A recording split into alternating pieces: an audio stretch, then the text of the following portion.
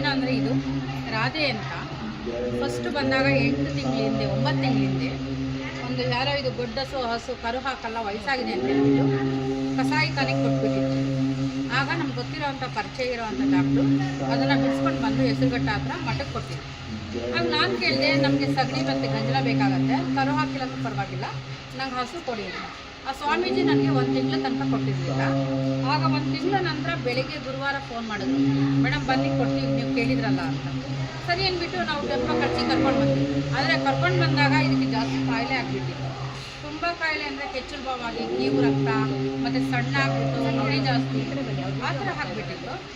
ಅವಾಗ ಏನಾಯಿತು ಅಂದರೆ ಅದಕ್ಕೋಸ್ಕರ ಆಗ ಹೇಳಿದೆ, ನಾನು ಪರವಾಗಿಲ್ಲ ನಾನು ಇಟ್ಕೊಳ್ತೀನಿ, ಕರ್ಕೊಂಡು ಬಂದುಬಿಟ್ಟಿದ್ದೀನಿ, ನಾನು ಸೇವೆ ಮಾಡ್ತೀನಿ ಅಂತ ಹೇಳಿದೆ. ಆಮೇಲೆ ಸುಮಾರು ಗೌರ್ಮೆಂಟ್ ಡಾಕ್ಟರ್ನೆಲ್ಲ ಕರೆಸಿದ್ವಿ. ಅವ್ರೇನು ಹೇಳಿದ್ರು, ಏನೋ ಸತ್ಯ ಹೋಗಿದೆ, ಅದು ಗೊಡ್ಡಸು ಕಾಯಿಲೆ ಜಾಸ್ತಿ ಇದೆ, ರಿಪೇರಿ ಮಾಡೋಕ್ಕಾಗಲ್ಲ, ಯಾರಾದರೂ ಹಸು ಇರೋರು ಕೊಟ್ಬಿಡಿ ಅಂತ ನನಗೆ ಹೇಳಿ.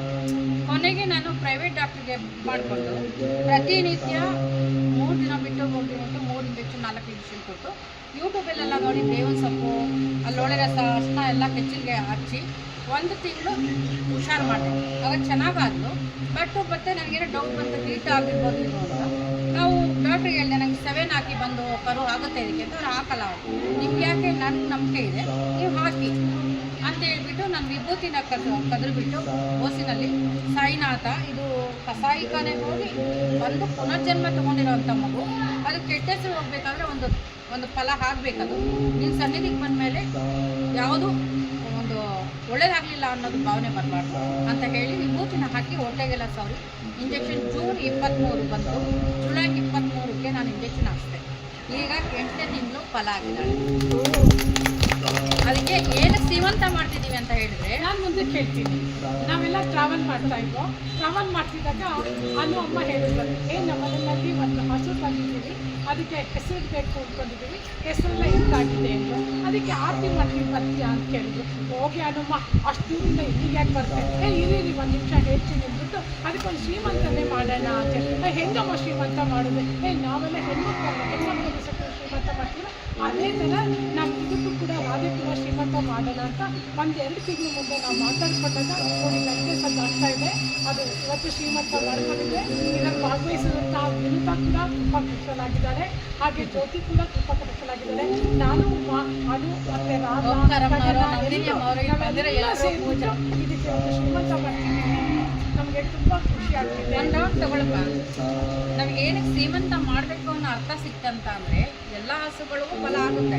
ಆದರೆ ಇದು ಕಸಾಯಿಖಾನೆಗೆ ಹೋಗಿ ವಯಸ್ಸಾಗಿದೆ ಕರೋಕಲ್ಲ ಅಂತ ಹೇಳಿ ಒಂದು ಪುನರ್ಜನ್ಮ ತಗೊಂಡಿರೋವಂಥ ಮಗು. ತುಂಬ ಕಾಯಿಲೆಯಿಂದ ಹುಷಾರಾಗಿ ಫಲ ಆಗಿದೆ ಅಂದರೆ ಇದೊಂಥರ ಗ್ರೇಟ್ ಅಲ್ವಾ ಬಾಬಾ ಹತ್ರ ಬಂದು.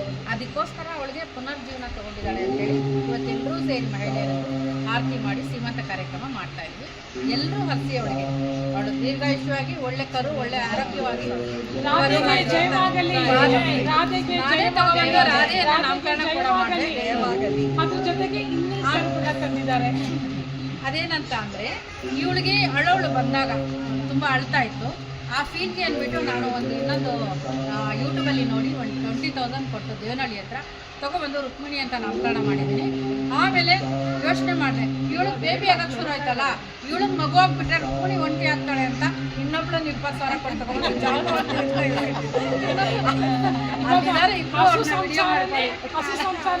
ಸಾಯಿ ಜೊತೆ ಅದ್ರ ಜೊತೆ ಇದ್ದಾರೆ.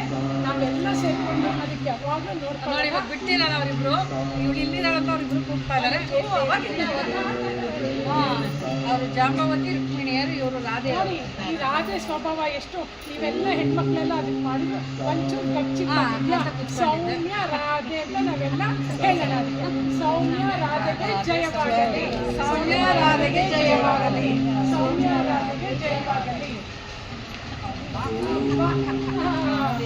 ಇದಕ್ಕೆ ನಾವೇನು ಮಾಡಿದ್ದೀವಿ ಇವತ್ತು, ಹಸು ಸೀರೆ ಹಾಕಿದ್ದೀವಿ, ಕಾಲು ಕರ ಹಾಕಿದ್ದೀವಿ, ಕಾಲಿಗೆಲ್ಲ ಅಲಂಕಾರ ಮಾಡಿದ್ವಿ. ಅದು ಹಿಂದೆ ಪಾಲಕ್ಕೆ ಜಡೆ ಹಾಕಿದ್ವಿ, ಜಡೆ ಹಾಕ್ತೀವಲ್ಲ ಅದು 3 ಸಲ ಜಡೆ ಹಾಕ್ಕೊಂಡು ಕೀಳಿಸ್ತೀವಿ. ನೋಡಿ ಬೆಳ್ಳಿ ಕಡಗಾಧಾರಣೆ ಆಗಿದ್ದಾಳೆ, ಹಾಕ್ಕೊಂಡಿದ್ದೀವಿ ಜಡೆನ, ನೆಕ್ಲೆಸ್ ಹಾಕ್ಕೊಂಡಿದ್ದಾಳೆ, ಎಲ್ಲ ಹಾಕ್ಕೊಂಡಿದ್ದಾಳೆ. ಕರೆಕ್ಟಾಗಿ ಹಾಕಿದ್ದೆ, ಇವಾಗ ಕರೆಕ್ಟಾಗಿ ಜಡೆ ಅಂದರೆ ಮುಂದೆ ಎಲ್ಲ ಕರೆಕ್ಟಾಗಿ. ಹ್ಯಾಪಿನಮ್ಮ, ಹ್ಯಾಪಿ ಶ್ರೀಮಂತ.